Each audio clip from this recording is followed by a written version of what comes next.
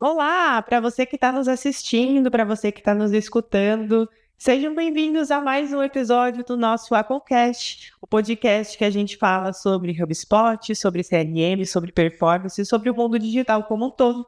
Sempre com dois especialistas aqui comigo. Eu me chamo Yara, eu sou uma das especialistas HubSpot aqui na Concaia. E o assunto hoje é um assunto que temos muitos desafios, temos muitas perguntas, que é: comprei o HubSpot, e agora? O que eu faço? Né? Fiz o investimento, escolhi o meu plano, estou com a minha equipe preparada para vir para o CRM. Quais são os meus primeiros passos com a HubSpot? Estou aqui com o Maurício e com o Brenner, dois especialistas também. Vou pedir para vocês se apresentarem. Beleza. Olá, pessoal, tudo bem? Me chamo Brenner, sou especialista em HubSpot aqui na Concaia. Muito feliz por falar um pouquinho mais de HubSpot e estar aqui com vocês também hoje. Muito bem aí, eu sou o Maurício, CEO da Concai, trabalho todo dia com o HubSpot e também vamos ajudar, a gente tem esse desafio sempre das novas contas. Implantação HubSpot é algo que a gente faz sempre, né? A Concaia, como parceira HubSpot, nós implantamos muito HubSpot tanto para nós quanto para as outras empresas. Então, isso é recorrente para nós, né?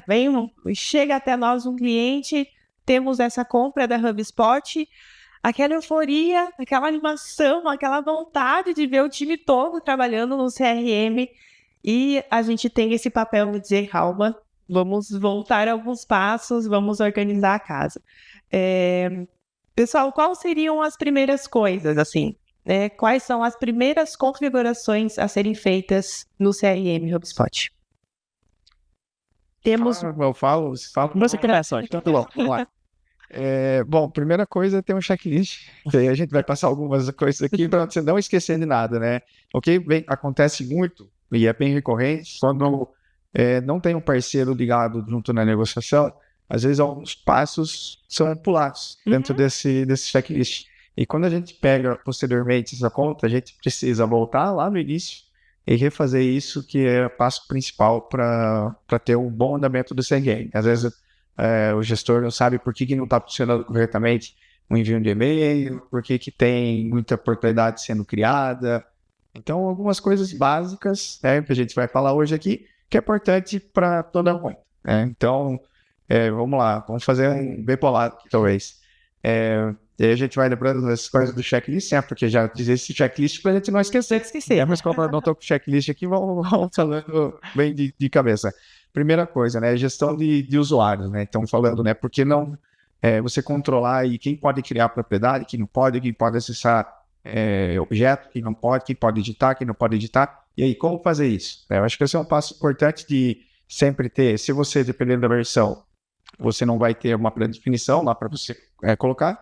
Então, ter uma planilha, todas as definições que você quer dentro da ferramenta, vendedor para vendedor, o que pode ver o do colega, pode ver o da equipe, pode ver esse objeto, não pode. Então, fazer essa organização e definir por time, por equipe, por tipo de usuário, e ter isso muito bem definido dentro da ferramenta. Acho que esse é o primeiro passo. De início também pode gerar até uma economia, né? Porque hoje a HubSpot ela é precificada por esses os assentos, né? Os tipos de usuário que você tem na ferramenta. E, bom, se você tiver ali um investimento em que todo mundo tem o nível máximo de acesso, você está pagando a mais por esses usuários, com certeza, né? Então, essa gestão de equipes e tipos de usuário é realmente essencial e pode resultar em economia também. Exatamente. Até pegando o gancho, por exemplo, eu já vi muitas contas, muitos portais de HubSpot, onde a pessoa, na verdade, não tinha muita essa gestão de acessos. Então, vendedor, pré-vendedor, time de sucesso do page, quase todo mundo podia criar relatórios, podia criar automações, podiam criar propriedades. E a gente sabe que dentro da HubSpot, você tem até um certo limite para criar as coisas, né? Então, uma conta de enterprise, por exemplo, dependendo da configuração que você tem, você pode ter até 10 mil relatórios personalizados. E curiosamente, eu tinha todo mês, até de vez em quando, antes de todo mês, eu tinha que fazer uma limpa nos relatórios, porque sempre batia 3 mil. Aí o pessoal falava: meu Deus, eu não consigo mais criar relatório, perdi meu acesso, olhava, não, na verdade não perdeu acesso, nós batemos o limite de 3 mil relatórios. Pode parecer muita coisa, mas aí depois do tempo usando, né, muitas pessoas, sem a gestão de acesso, acontece isso de você bater alguns tipos de limites. Outro ponto muito importante também é a gestão no portal de marketing. Não é todo mundo que deveria ter acesso à criação de um portal de marketing, porque esse não é o limite que você bate e tem que comprar do pessoal da HubSpot. Se você passar do limite, você já é cobrado imediatamente. Já vi muito problema com isso, né? Então tem que ter esse cuidado muito grande. E aí a gente pode até depois fazer um outro episódio falando de como que você deve organizar uma conta já no futuro, né? Como que você deve fazer essa gestão. Então, porque é muito recorrente isso, né? Você pega uma conta que já está há 2, 3 anos e você começa a conversar. Tá, mas por que são todos esses relatórios? Ah, não sei. Não sei nem por que tá aí. Nem lembro quando eu criei isso. É muito normal isso acontecer, sabe? Então, como organizar o dia a dia da equipe para você ter isso andando legal? Porque é importante você dentro que você está realmente utilizando. Então, como fazer essa limpeza, como fazer workflow de limpeza de contato de marketing, né? Então, toda uma parte gerencial aí da ferramenta, acho que talvez daria uns 2, 3 podcasts. Sim, só sobre isso. Né? Como manter esse portal saudável, né, ao longo do tempo.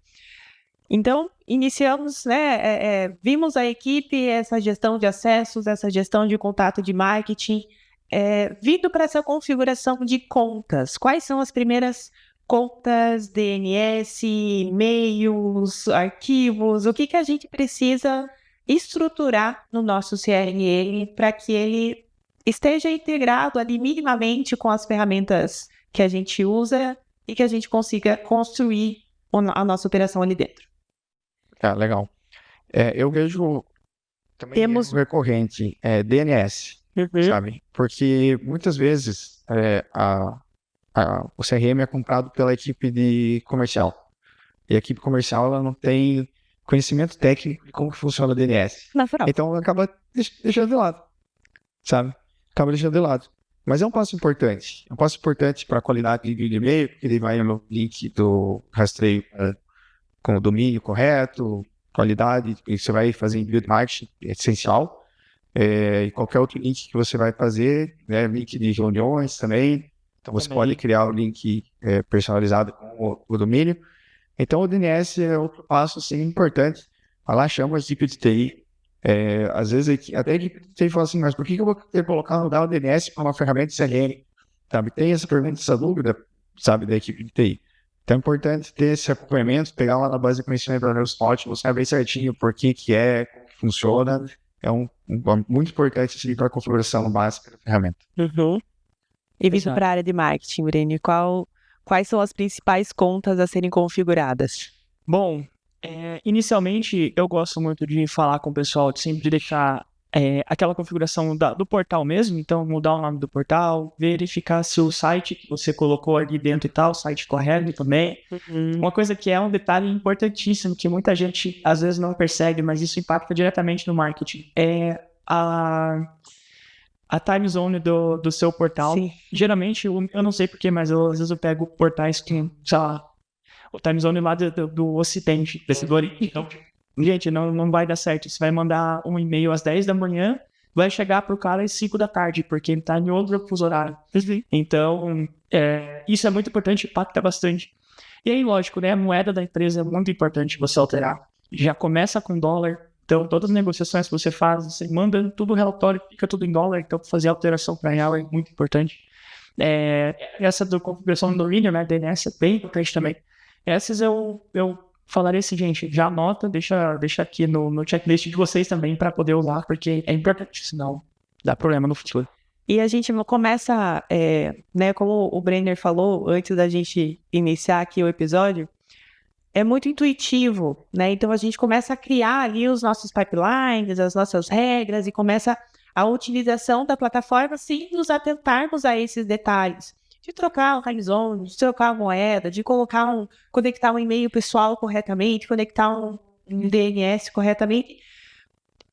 Porque é intuitivo e não vou começar a criar aqui, vou começar a trazer minha operação para cá.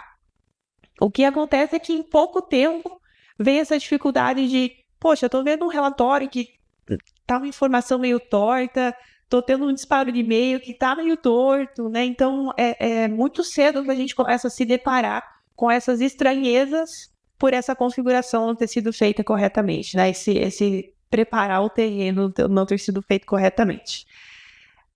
Quando a gente vem para essa área de vendas, né? Então, vamos, né? Quem está nos assistindo agora já sabe, configurou tudo certinho, criamos os pipelines. Quais são as primeiras regras e obrigatoriedades para esse time de vendas trabalhar de uma forma fluida, de uma forma legal? Definir corretamente as propriedades obrigatórias, essencial dentro do pipe. Se você quer ter qualidade de dados posteriormente, acho que não tem como fugir disso. Então, às vezes a gente vê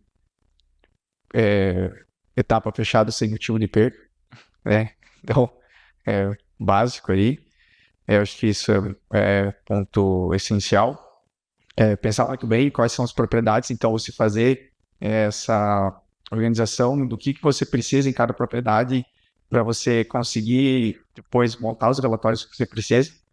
Então, você precisa fazer uma estruturação de dados, precisa pensar um pouquinho ali como que você vai fazer, mesmo que seja um básico, mas pense no que você quer de relatório no futuro para você gerar o dado agora. Perfeito. Não adianta a gente querer um relatório e você não ter organizado os dados anteriormente. Então, essa é a hora de realmente você fazer o desenho do pipeline, colocar o que você precisa de propriedade obrigatória em cada uma das etapas, o que é condicional, o que precisa. E tem algumas regras também, né, de poder pular etapa, não poder pular.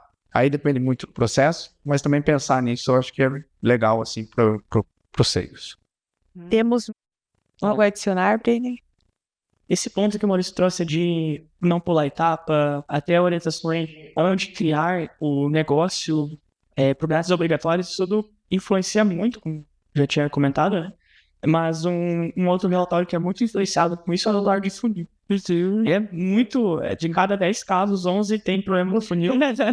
E é por conta de, poxa, o time comercial às vezes já cria um negócio no ganho, já cria um negócio perto do ganho. Pô, fui lá numa feira, conversei com a pessoa, já tem que mandar a proposta. Já é oportunidade. Já é oportunidade, já tá feito, então já coloca lá na frente. E isso influencia porque o relatório de funil da HubSpot ele só considera se você passar os deals por todas as etapas corretamente. E não é só passar assim rapidinho, tem que esperar registrar os dados. Então, influencia muito. O pessoal geralmente não usa esse tipo de relatório porque dá esse tipo de problema. Mas é muito importante. Então, eu de cabeça não lembro qual que é o plano que você já consegue ter aquelas regras do pipeline de poder travar essas coisas. Mas se tiver, é muito importante você já usar porque faz diferença no teu dia a dia. E lembrando, né, agora, vocês dois comentando, tem um passo que nas nossas implementações aqui da Kaia, a gente não pula de jeito nenhum, que é quando a gente está estruturando esse time comercial, essa operação e essas regras, né, o que pode, o que não pode, a gente já pensar também nessa organização dos registros e dos objetos. Né? Então, um contato pode se relacionar com múltiplos negócios, com quantas empresas, qual vai ser o meu registro centralizador, né? Então, eu quero que seja a empresa, quando que essa empresa vai ser criada, como que essas informações estão correndo entre os times, pensando em objetos, né? Objeto contato, objeto empresa, objeto negócio, objeto ticket. Então, é um momento legal também para você afastar um pouco do micro, né? Você vem para esse macro da operação e você estruturar e configurar como que essas informações estão se relacionando, se está indo correto do time de marketing, se está passando pelos locais corretos.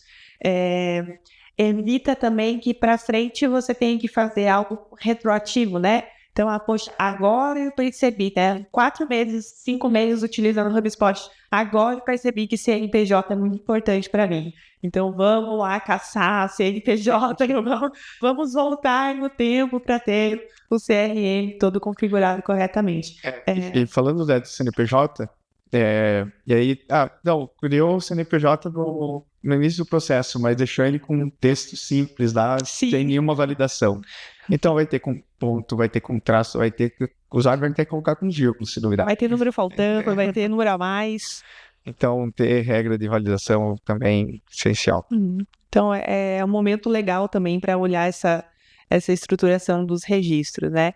E falando sobre dados, tem outro ponto que é um desafio muito grande das empresas quando elas vêm para um CRM novo, né? E quando elas vêm para o HubSpot, que é migração de dados. Não é incomum a gente ver empresas que estão migrando do CRM atual para HubSpot ou do ERP lá dentro da empresa para o HubSpot. Como que a gente tranquiliza quem está nos assistindo e como que essa migração de dados pode ser feita sem dor de cabeça?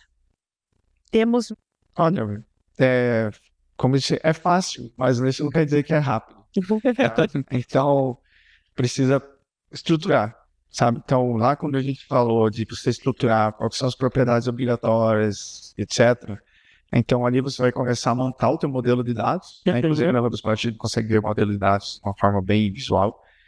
E com esse modelo de dados você fazer um mapeamento do que você tem anteriormente. Então vai ter algumas coisas que você vai fazer um deparo, vai ter que juntar algumas coisas, vai ter que padronizar. O que acontece muito se tem um outro CRM que deixa criar ou não estava organizado, que tem empresas duplicadas, então você fazer essa organização, fazer merge nas empresas, fazer as associações corretas, então é trabalhoso. Assim, complicado não é, mas é trabalhoso porque você precisa fazer uma análise, muitas vezes o banco é grande, então você tem que ter cuidado, tem que fazer uma análise muito boa. A inteligência artificial vai ajudar muito para você identificar os gaps, mas é muito de você trabalhar em cima da base para você normalizar ela e conseguir importar corretamente. A gente sabe que a importância é muito ruim, quando vem uma ferramenta nova você não consegue olhar o passado. Você precisa estar olhando planilha, talvez, para você olhar o passado. Então, é importante você conseguir organizar de uma forma que você consiga trazer essa importação para dentro. Atividades, você consegue importar atividades, reuniões, chamadas, e-mails, esses registros. Então, de vendas, que é importante para você saber o que estava acontecendo nas negociações anteriores, que ainda está em andamento e as que já fecharam. Então, é um trabalhinho ali que tem que fazer, mas com um tempinho consegue fazer tranquilo, sim. Não bota muito pressa também, sabe? A pressa já é inimiga da perfeição mesmo, porque tem que ter um cuidado, uma atenção muito grande nessa organização. E uma dúvida que é recorrente, né? O Maurício falou agora sobre essa importação. Então, é realmente mais efetivo a gente fazer essa limpeza, organização e esses deparas e olhar para esses dados antes de importá-los ao HubSpot. Ou é melhor, importa tudo, vamos trazer tudo que a gente tem e depois a gente organiza. Limpar antes. Com certeza, isso é de fato. Não dá para deixar a ansiedade, não dá para vencer nessa... Não. Se você precisa, talvez, assim, começar a utilizar e depois você poder importar o restante, ok. Então, você faz uma importação com o básico dos dados. Então, por exemplo, na empresa eu vou trazer nome CNPJ, sabe? Já, claro, ali, para não ter duplicidade.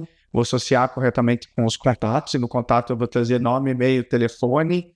E os negócios também vou trazer o básico e vou deixar um ID de referência para poder fazer relacionamento depois e fazer a atualização desses registros, sabe? Mas eu não importaria tudo assim, sem fazer análise antes. Maravilha. E para a gente fechar, pessoal, então falamos sobre essas configurações iniciais, sobre usuário, sobre migração. Quanto tempo isso leva? Né? Se hoje vocês estivessem implementando aqui agora, vamos começar uma implementação HubSpot. Quanto tempo vocês desprenderiam para essa etapa inicial tão importante, essa configuração? O Maurício vai responder, depende. Então eu vou jogar pro Brenner essa. Depende. Bom, eu ia falar depende também. Porque depende, né? Porque depende. Depende de quantos hubs, depende de quantos contratantes, depende se tem importação, se não tem Exato. importação, Quantos pipelines, né? quantos de eventos, pipelines, né? Então, mas eu vejo que é um trabalho que... Eu vou responder até no lugar do Brady. Assim. Pode responder, mas eu tô pensando aqui.